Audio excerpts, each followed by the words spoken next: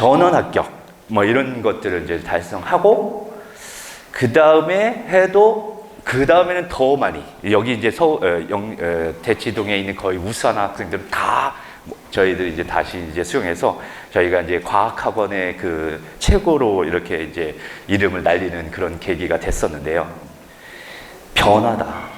변할 수밖에 없다. 어떤 입시든지 간에 끊임없이 변하고 생물처럼 진행하는 거다. 그러면 이 변화를 우리는 어떻게 극복할 거냐. 사실 진짜로 굉장히 중요한 거는 실제로 하는 사람이 소프트웨어적으로, 즉 여기에 변화되는 부분들을 감지해서 그거를 바꾸고 이런 노력은 당연히 필요한 건데 근본적으로 그거보다 더 필요한 거는 하드웨어적인 변화가 필요할 것 같다. 그래서 제가 이제 그 당시부터 했던 게 실력 있고 능력 있고 자질이 있는 그런 젊은 선생님들을 뽑아서 그분들을 트레이닝하고 같이 아이들이랑 호흡하고 이런 부분들을 꼭 해야 되겠다. 그래서 그 당시에 지금 거기 보시면은 현재 그 팀장 맡고 계신 분들 그리고 그 외에 선생님들이 젊은 선생님들이 계신데요.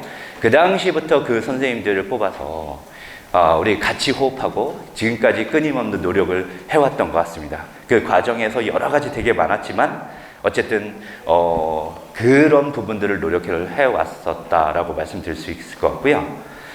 이거 많이 보셨을 거라고 생각해요. 네. 홍보도 막 해주시더라고요. 제가 또 우연히 이제 전달을 받고서 이 카페 이거 다 아시죠? 뭔지. 네, 뭐 아무튼 유명한 인터넷 카페인데 이 글이 올라왔다고 해서 저도 들어가 봤는데 제목부터 사실 너무 조작티가 많이 나가지고 보자마자 상담실장님들한테 찾아갔었어요. 이거 혹시 여기서 실장님들이 쓰신 거냐고. 너무 대놓고 막 해버린 거 아니냐고. 예. 근데 그러니까 제가 별로 사실 개인적으로 스타일상 이런 걸 별로 안 좋아해서 막 뭐라 하려고 사실 찾아갔던 거였는데 네, 다행스럽게도 조작은 아니더라고요. 그래서 어떤 분인지 정확하게 지금 확인은 불가한데 나름대로 조금 기분 좋은 결과가 나와서 저희한테 뭐라도 조금 도움이 돼주십사 글을 써주신 게 아닐까 하는 막연한 감사함에 간단히 좀 말씀을 드렸고요. 가장 좀 기분 좋고 뿌듯했던 문자는 요거였어요. 사실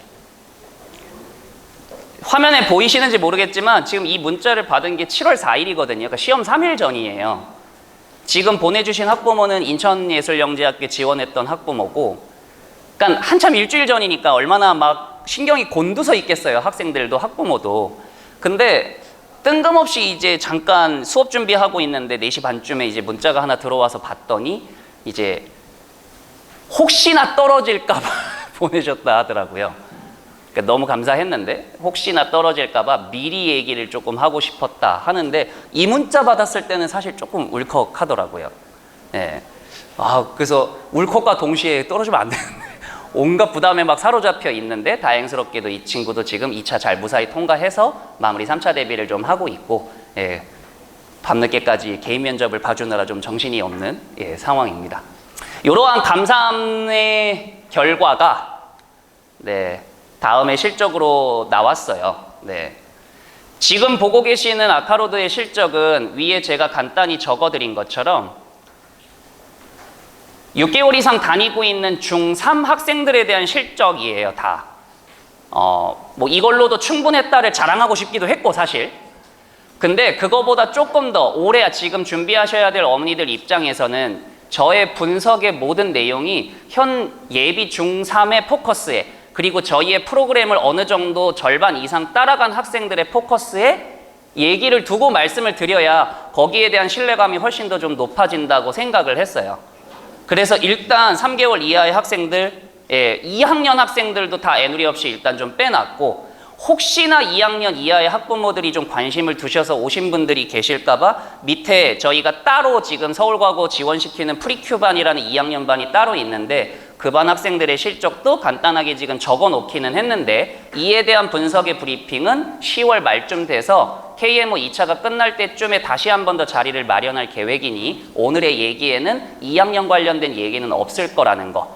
그래서 예비 중3에 대한 포커스에만 좀 집중을 하겠다는 거라고 생각을 해주시면 될 것 같고요. 쭉 저한테 있어서 아카로드 과학을 최종 선택하게 된 가장 큰 이유는 이 옆에 있는 5이에요, 사실. 이들이 벌써 4년 차 됐더라고요. 이제 올해 5년 차가 된 거죠. 예. 제가 29회 경시 수업을 경시 영재고 수업을 시작으로 해서 대치동에 들어와서 34살에 부원장 달았거든요. 그리고 35부터 지금 제가 41인데, 예. 35부터 지금 6년간 원장을 했었는데, 이 치들이 지금 딱 저하고 같은 연차더였더라고요. 그러니까 제 경험상을 좀 빗대 봤었어요. 무르익을 때로 가장 무르익었을 때가 언제였지? 그때가 딱 4, 5년 차였던 것 같아요. 그럼 이들은 이제 각 영재학교에 대한 판단도 끝났다. 그래서 얘들을 참 많이 관찰했었어요. 1년간 제가 여기서 일하면서. 그러니까 저의 최종 선택은 사실 이 5에 좀 있었어요. 그리고 과학도 한 번은 이제 바뀌어야 돼요. 수학이 바뀌었거든요. 저로.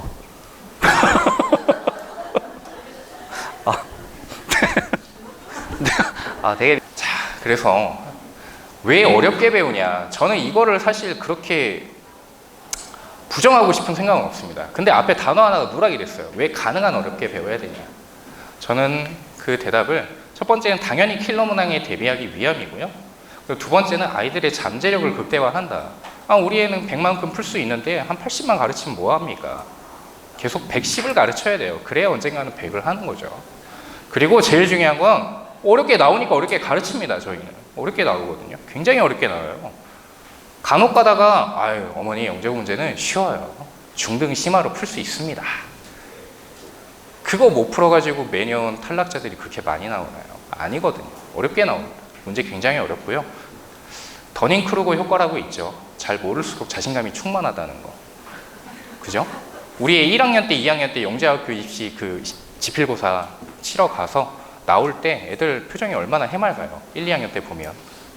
그때는 다 맞았다고 생각하거든요. 근데 풀고 나서 엄마 나 모발되면 어떡하지? 뭐 이지랄하고 있어. 근데 정작 뚜껑 까면은 대부분 2차 탈락이에요. 어머니. 그리고 나서 1년 동안 배우고 그 다음 마지막 분기에 기출문제를 다루는데 그때쯤 되면 와 엄마 이 문제가 이렇게 어려웠나? 나는 몰랐어. 그런 얘기 꼭 하거든요. 그래서 어렵게 나옵니다. 쉬운 문제만 풀고 합격하던 시대는 갔어요. 이 시대는 한 5년 전에 대구, 세종 이런 데는 실제 문제가 쉽게 나왔습니다. 그런 것들만 풀어도 충분히 합격할 수 있었는데 트렌드가 바뀌어도 한참 바뀌었다. 이렇게 생각해 주시면 되고 그 다음 유튜브에서 되게 많이 나왔고 저희 학원에서도 애들이 실제로 해서 저한테 진짜 많이 혼난 사례가 있거든요. 그 다음에 두 번째, 그림은 이상한데 술잔이에요. 저는 물리라는 과목 때문에 아이들이 문제를 풀다가 안 풀리면 재미가 없어요. 그래서 카톡으로도 질문을 하게 하는데 저도 이제 성인이다 보니까 술을 마신 상황이 있을 수 있잖아요. 그랬을 때 학생들이 질문을 하면 정말 안타깝게도 무시를 못하고 대답을 해줍니다. 근데 어느 정도 아시겠지만 카톡에 오타가 좀 나잖아요. 오타가 나면 아이들이 술 마셨죠? 라고 바로 캐치를 해요. 그래서 저한테 이 술잔을 실제로 만들어준 학생들이 있었습니다. 근데 이 술잔이 70% 이상을 채우면 술이 다시 주전자로 들어가는 내용이에요. 근데 문제는 아이들이 저한테 술잔을 만들어줬는데 플라스틱 종이컵에다 만들어줬어요. 70%를 채워도 70%를 안 채워도 기존 소주컵의 3배더라고요, 양이. 그래서 아이들한테 그 얘기를 했더니 본인들은 아직 소주컵을 모른다 하면서 다시 뺏어갔습니다. 그리고 커피 애들 진짜 많이 마셔요. 그래서 동그란 띠 형태, 증발에 대한 내용인데 실제로 본인이 지금 들고 있는 커피컵에 있는 내용이 수업에 나오니까 아이들이 그래도 조금 더 좋아하더라고요.